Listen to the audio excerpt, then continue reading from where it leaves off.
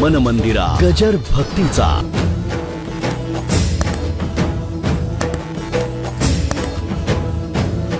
गौतम बुद्धांना आणि बौद्धी वृक्षाखाली आत्मसाक्षात्कार झाला. मागे सांगितलंय. असेल लक्षात तर ठीक आहे, नसेल तर पुन्हा ऐका. आणि आत्मसाक्षात्कार झाला बुद्ध गया म्हणून. एक गया निराळी आणि दुसरी बुद्ध गया. आत्मसाक्षात्कार झाल्यानंतर दिसतच होतं सगळे तेज पुंज दिसत होते बरं का. लग्न झालेली मुलगी, नवराही चांगला मिळाला, सगळं सुखाचं आहे. मग जाते न येते ती अशी फुललेली दिसते, खुशीत दिसते बरं का. खुशीत दिसते. तिच्याकडे बघूनच कळतं की तिचा संसार सुखाचा आहे बरं का. हां, बघूनच कळतं की सुखाचा आहे. तसं इथे काय चाललंय, एक प्रतीती आल्यानंतर ते तेज येतच. त्याला इंग्रजीमध्ये ऑरा म्हणतात, वलय. काय असतं ते? एक वलय असतं. ते दिसत नाही पण असतं. त्यामुळे ते तेजस्वी वाटतं. आणि असे आले, इतकं तेज होतं. बघितल्याबरोबर सगळे भिक्षू त्यांचे शिष्य होते, चरणावर लोटांगण घेतलं, हात जोडून उभे राहिले. धन्य भाग्य आहे म्हणे आमचं, आज आपलं दर्शन झालं. पण एका प्रश्नाचं आम्हाला कुतूहल आहे. प्रश्न म्हणून नाही, पण कुतूहल म्हणून. आपण एवढ्या आनंदात दिसता, आपल्याला काय मिळालं? फार सुंदर गोष्ट आहे. आपल्याला काय मिळालं? जो चेहरा फुललेला होता तो एका क्षणामध्ये मान खाली गेली. एका क्षणामध्ये मान खाली गेली आणि डोळ्यातून अश्रू पाजरू लागले. सगळ्या शिष्यांना वाटलं की काहीतरी आपला घोटाळा झाला. पाय धरले. गुरु महाराज क्षमा करा, गुरुदेवा क्षमा करा, चुकलं आमचं चुकलं, आमचा प्रश्न चुकला. नाही नाही नाही म्हणाले, तुमचं काही चुकलं नाही.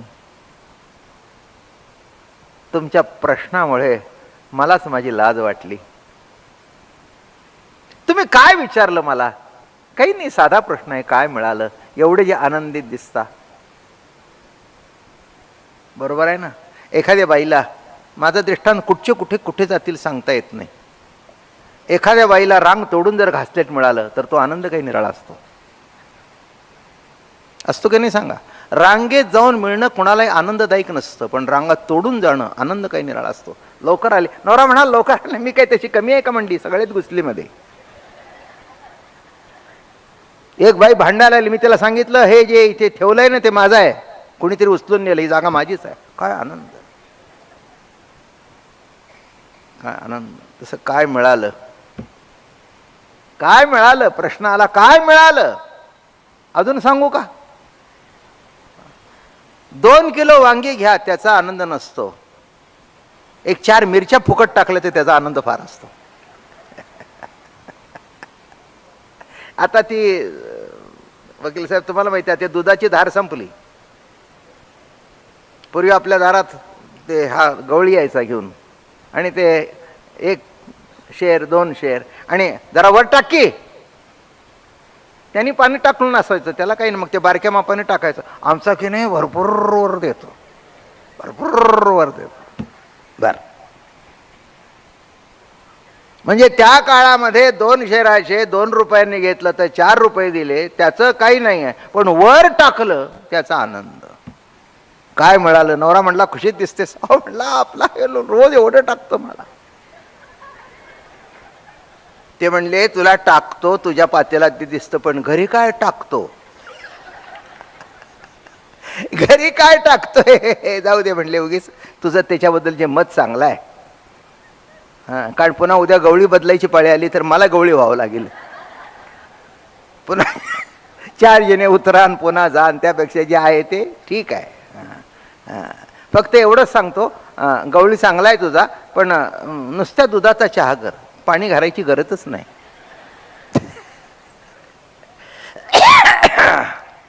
असो आपला हसत खेळत अमृत अनुभव आहे. काय मिळालं? काय मिळालं? डोळ्यातून धार लागली. म्हणाले आमचं काही चुकलं का? काही चुकलं नाही म्हणाले, फक्त मला माझी लाज वाटली. काय मिळालं? काय मिळालं?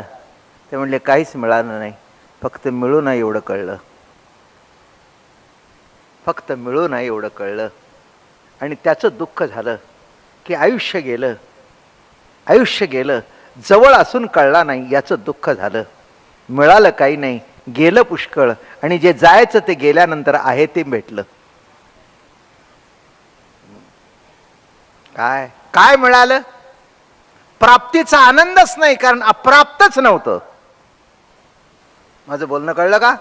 प्राप्तीचा आनंद असण्याचं कारण नाही आहे. अप्राप्त असेल तर प्राप्त होईल. जे नित्य प्राप्त आहे ते प्राप्त कसं होईल? नित्य प्राप्तच आहे, नित्य उपलब्ध आहे. म्हणून या ठिकाणी महाराज म्हणाले आणि हरी जे तेही काही पूर्णची पूर्ण, येथे पूर्णत्व हलवले नाही. पूर्णे पूर्ण उदरी जे पाही, आणि हरी जे तेही काय पूर्णत्व पूर्ण. म्हणून पूर्णत्वाहुनी नाही ढळला, जीवदशा पूर्णची पातला. मग कर्मानुसार नाशला किंवा उद्धारला, काही त्याच्यात विशेष नाही आहे. कोणत्याही दशाला आला तरी त्याचं पूर्णत्व संपत नाही. कुठेही जरी गेला तरी त्याचं पूर्णत्व आहेच. लक्षात ठेवा, 100 तोळ्याची लगड सोन्याची ही जशी पूर्ण आहे, तसा एक सोन्याचा कण ही पूर्णच आहे. साधं सरळ आहे, काय त्याच्यात अवघड आहे? हा, 100 तोळ्याची लगड. हा, हे बघा, भावात कमी नाही, भावाच्या गुणाकारात फरक आहे. कण एक जरी असला तरी भाव काय असेल तो 28,000 30,000. एक कण असला तरी, आणि 100 तोळ्याची लगड असला तरी भाव तोच. फक्त तोळ्यानी, एक तोळ्याला जर 28, 2 तोळ्याला किती, एवढंच.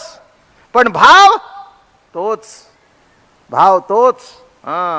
सुवर्ण विष्णू सुवर्ण श्वान, एक पूज्य एक हीन, पण विकुजाता मोल समान, निंद्य वंद्यात्मत्वसे. हा निरळ्या कॉन्टॅक्टमध्ये लिहिली आहे नाथाने, पण अर्थ तोच आहे. काय? एक सोन्याचा विष्णू आहे आणि एक सोन्याचं कुत्रा आहे, भाव तोच. कुठे फरक आहे? नेहमीची आवडीची ओवी आहे माझी, अनेक ठिकाणी सांगत असतो. काय? दोघालाही पैशांची नड पडली, कुत्र्यावाल्यालाही न पडली, विष्णूवाल्याला न पडली. दोघे सराफ कट्ट्यावर गेले. कुत्रेवाला पहिला होता. मग नंबरात लागल्यानंतर पुढचं काय ते आपल्याला बघावंसं वाटतंच ना. किती जरी आपल्याजवळ असलं तरी दुसऱ्याच्या ह्याच्या तातात डोकेल्याशिवाय आपल्याला बरंच वाटत नाही. आपला संसार कसाही असू दे, पण दारातून जाताना दुसऱ्या खिडकीतून डोकावताना बरं वाटल्याशिवाय राहतच नाही. तसं आमचं काय बिघडलं हे चौकशी करण्यात काही विचार नाही. दुसऱ्याचं काय बिघडलंय याच्यात आनंद मोठा आहे. काय करावं? हाही अमृत अनुभव आहे. म्हणून आम्ही सगळ्यांना एकच सांगतो, खट नट या रे शुद्ध होणी जा रे, दौंडी पिटी भावे चोखा मिळा. खट या, नट या, कसे या, कोणत्याही भावनेने या, शुद्ध होऊन जा. फक्त नट जास्त आवळू नका, आहे तो स्क्रू सुद्धा तुटून जाईल. माझं बोलणं कळलं का? टाईट पाहिजे, अजून टाईट पाहिजे, अजून टाईट पाहिजे. तसं टाईट केला तर पुढे काय होईल माहिती आहे का? तर नटच तुटून बाहेर आला.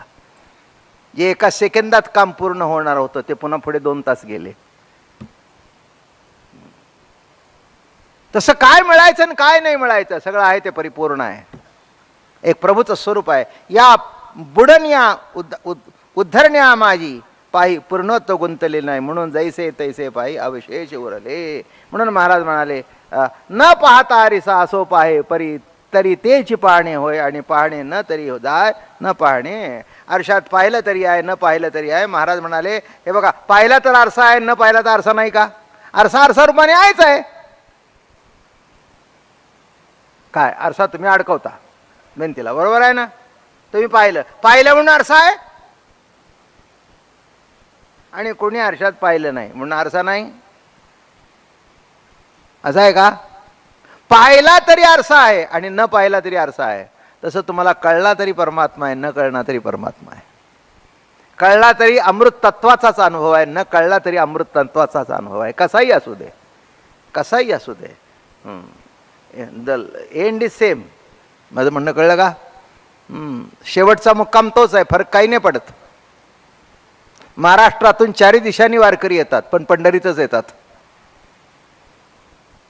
काही मराठवाड्यातून आले, काही विदर्भातून आले, काही कोकणपट्टीतून आले, काही कोल्हापूर साईडने आले, काही इकडून आले, काही साताऱ्यातून आले, पण मिळाले एक पंढरीतच. तसं चांगला विचार, वाईट विचार, खरं खोटं काही नाही, एक सत्तेच्या ठिकाणीच मिळू काय, त्याच्याशिवाय दुसरा पर्याय नाही.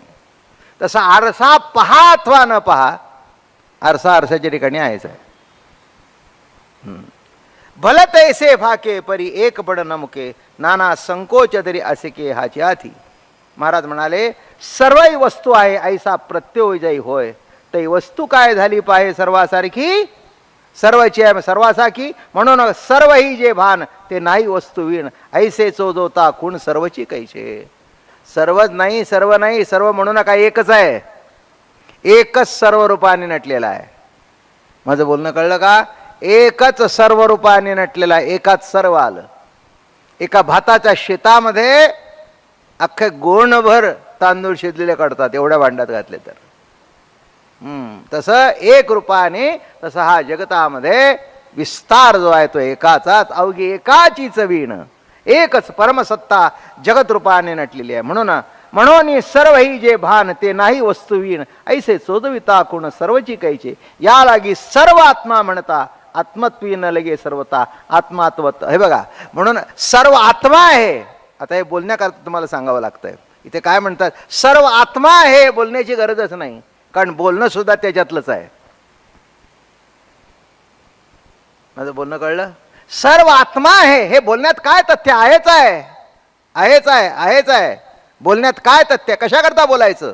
म्हणून महाराज इथे म्हणाले, या लागी सर्व आत्मा म्हणता, आत्मत्वी न लगे सर्वता. तुम्ही सर्व आत्मा आहे म्हणजे आत्माला सर्व पण प्राप्त झालं असं नव्हे, ते आहेच आहे, आहेच आहे. मग हे बोलणं काय? हा त्यातला विलास आहे, बस.